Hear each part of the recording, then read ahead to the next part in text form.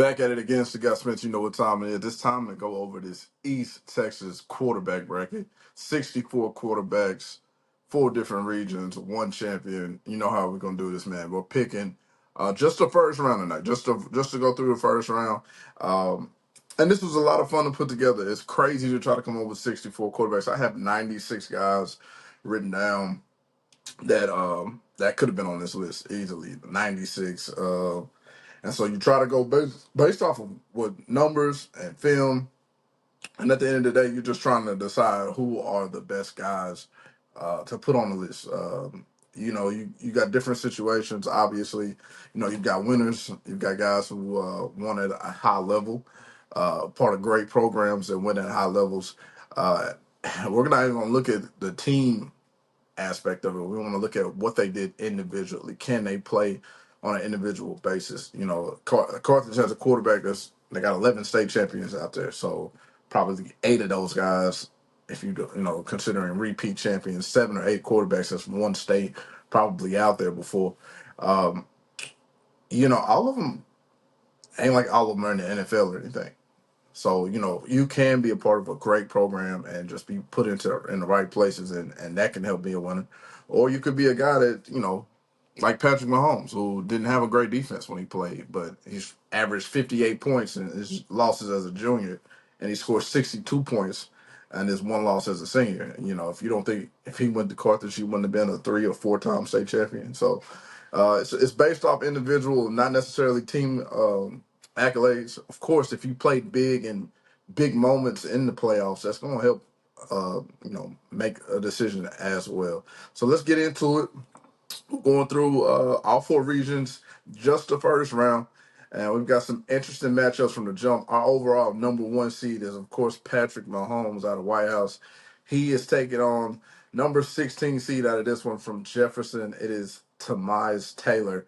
And Tamiz Taylor, on the cusp of making a couple of my top 100 lists. He's a good football player, had great numbers.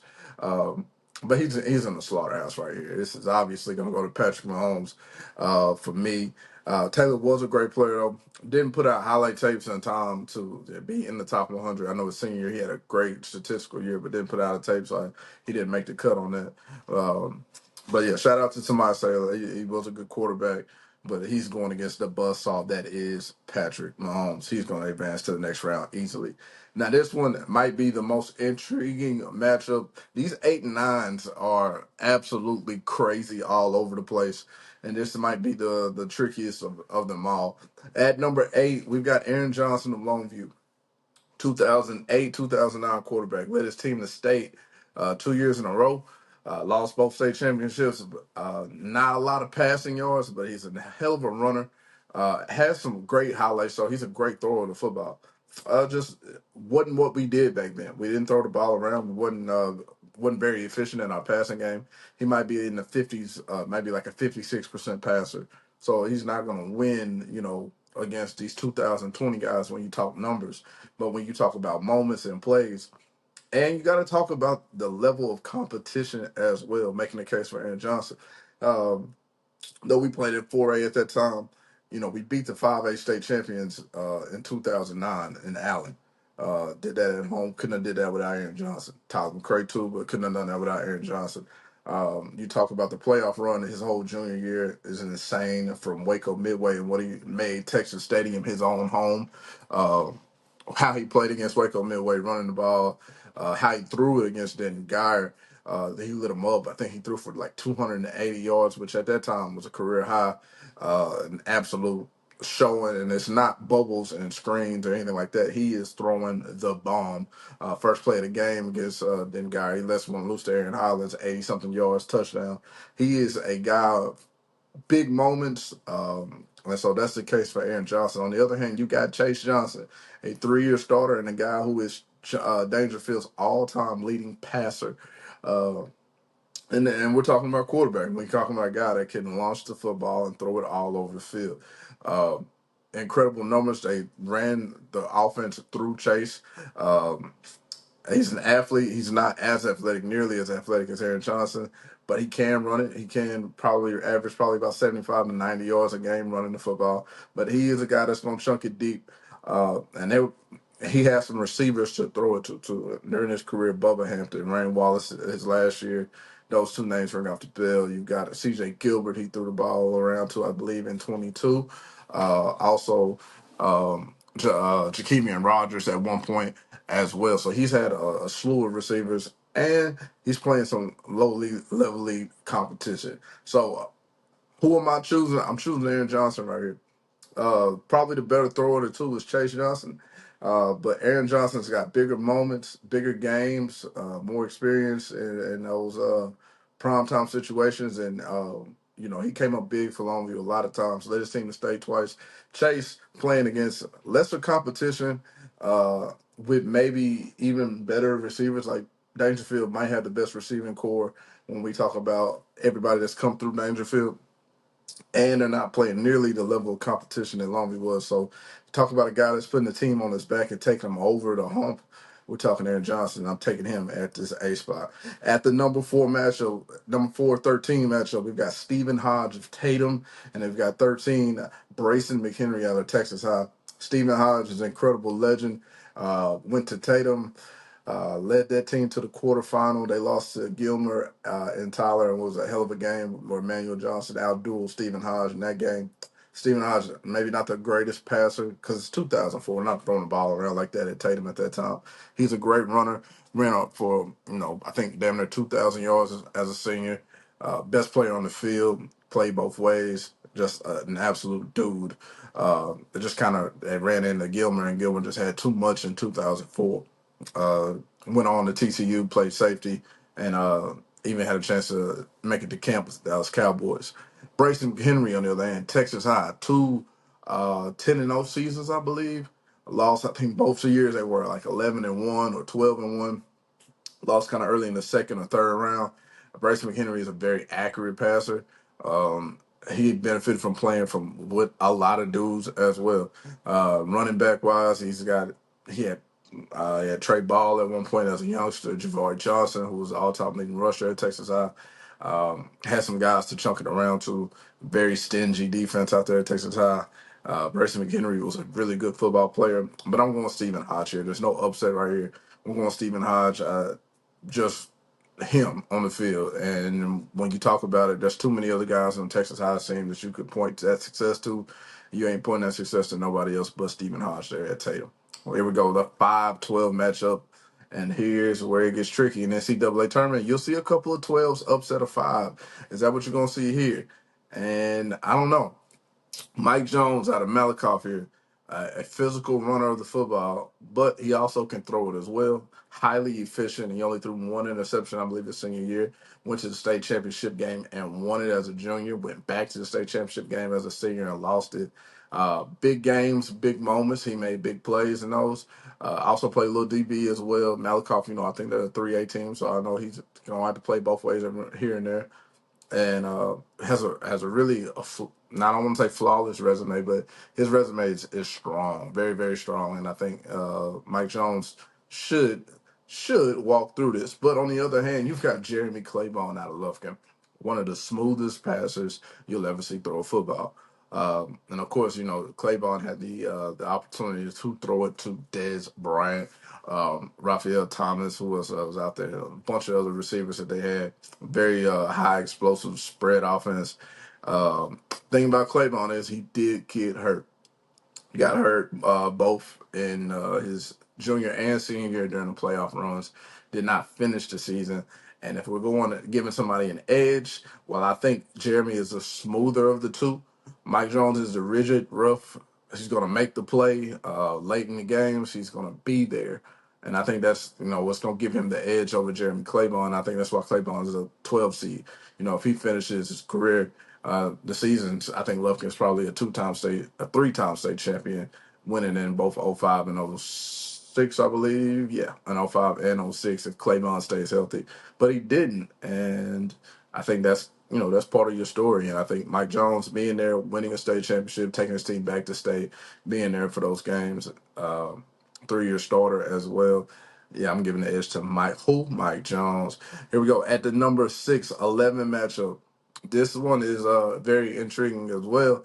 You got Anthony Morgan, a Three-time state champion, two-time starting quarterback for the Carthage Bulldogs when they won the state championship versus Brady Driver out of Sulphur Springs. And let's talk about Ant first, the 6C, Anthony Morgan. Not a very big guy, 5'7", maybe 165 pounds, big arm, big competitor. Uh, could throw it and throw it far as well. Benefited from a great run game.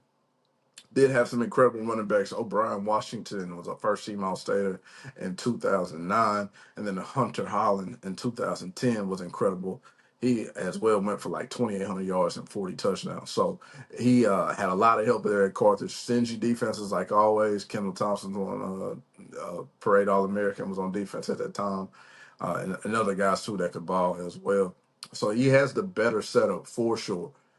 Brady Driver, on the other hand, went to Silver Springs. Not necessarily the same setup, but Brady Driver signed with Lamar.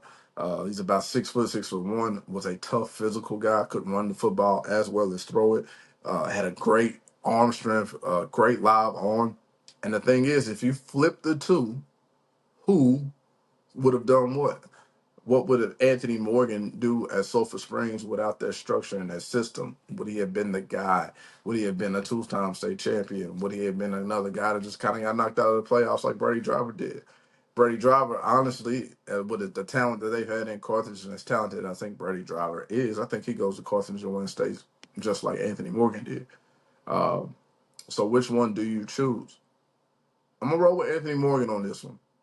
While Sulphur Springs is a bigger school, the level of competition and the kind of guy that I want back there at quarterback, he's got to find a way to win those games. And just not any playoff runs, no deep playoff runs for Sulphur Springs there in Brady Driver's realm there.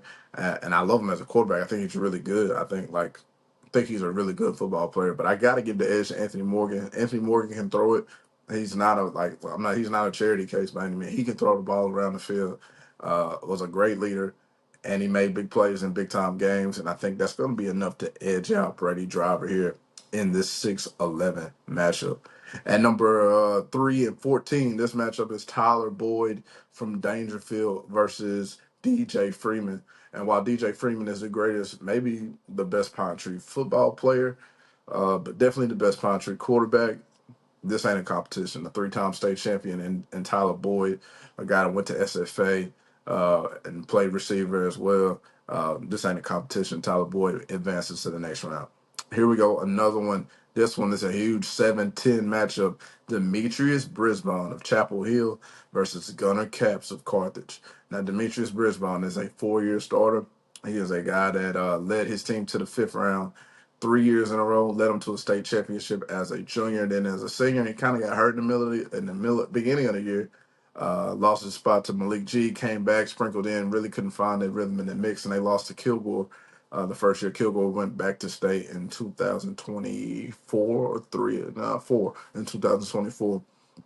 So he didn't have the heroic ending to the season or ending to a career, his first, but he set the whole East Texas on fire as a freshman and a sophomore, just coming in and just taking his team to the next level. It was an interesting story. They had a really good quarterback in Tyler Jones, who just was dismissed from the team, and they just stepped up with the freshmen. Him and Ricky Stewart both stepped up as freshmen and carried their team to the 5th. Now, who is he facing? Gunnar Capps. Gunnar Capps has an impressive resume. He threw for over like 4,200 yards for Gilmer. Not Gilmer, I'm sorry, for Carthage. And he's one of the few who did not win a state championship there. But if you watch him throw the football, Gunnar Capps is a real deal quarterback. Mechanics are good, strong arm, very accurate with the football. I think if you go any other year, Gunnar Capps is as good as any state championship winning quarterback from Carthage. Who do you go with? Do you go with the ultimate playmaker, or do you go with the guy who's a really good passer of the football here? I'm leaning towards Gunnar Capps, but I'm going to go Demetrius Brisbane right here in this first round. Too many plays, too many times he led his team into deep playoff runs for Chapel Hill, especially young in his career, freshman, sophomore, and junior year, taking them to state. They didn't look impressive when they made it to state in 23, I believe, but nonetheless, you made it there. And there's a lot of people who did not make it there. So Demetrius Bridgewater's going to get this pass on the 7-10 matchup.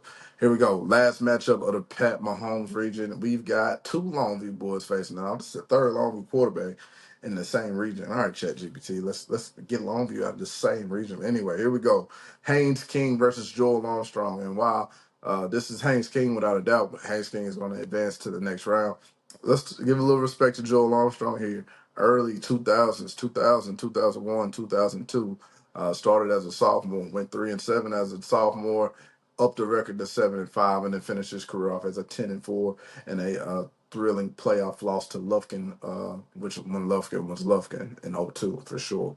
And so, Joel was an option quarterback, didn't get a chance to throw it very much, but was a physical, tough guy, couldn't run the ball, was finesse, would have killed in a system like today. If you put him in an open world, open field, RPO type system, he's a guy that could go in and he's a what if kind of guy. If he played in today's game, he ain't just a 2 or 3 star guy that went to Rice. He's a 4 star type prospect that might be even going even further. But Haynes King is Haynes King. And we'll talk about Haynes King more in round two because he is definitely advancing.